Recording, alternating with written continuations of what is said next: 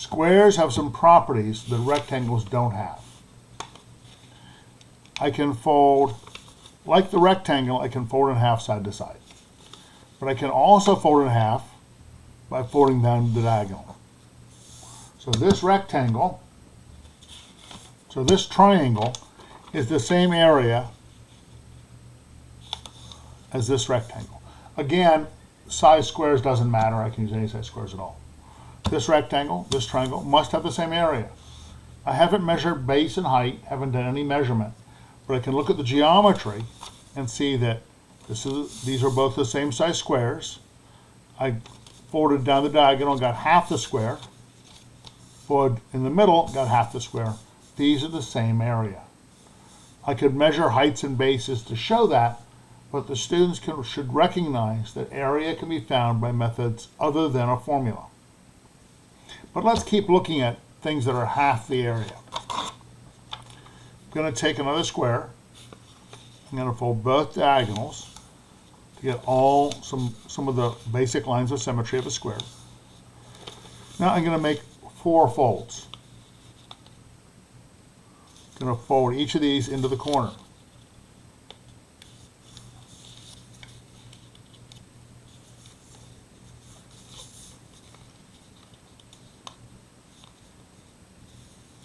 Now, can a student explain to me why this square is half the area of the other square? Well, let's look at it. And we can talk about it if we want to help the kids understand. Again, I'm going to draw some lines. Could unfold here, but I'm just going to draw the lines. And I'm using the folds to do that.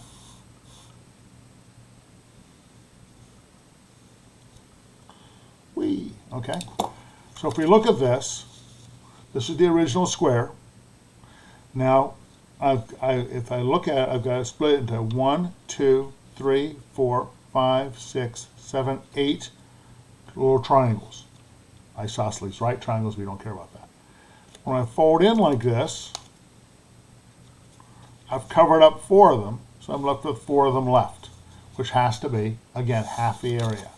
So this square, this rectangle, and this triangle all have to be exactly the same area, even though they look different. Again, we're looking now at a concept of area as opposed to simply using a formula. I could get out a centimeter ruler and measure and show that they are in fact the same area, which is a good practice to do. I'm not going to do that right here, because I want to go on to one more thing. Here's another square. Again, I'm going to start by folding the lines of symmetry. I'll go ahead and fold all of them this time. When I'm doing this in class, I often spend part of the time just having the students practice folding lines of symmetry. And I've done this with 3rd graders, 4th graders, 5th graders, 6th graders on up. So I've got my lines of symmetry. But we know that if I fold all 4 corners into the middle, I get half the area. But I'm going to fold 2 of them into the middle. Then I'm going to take the bottom rectangle and fold it in half.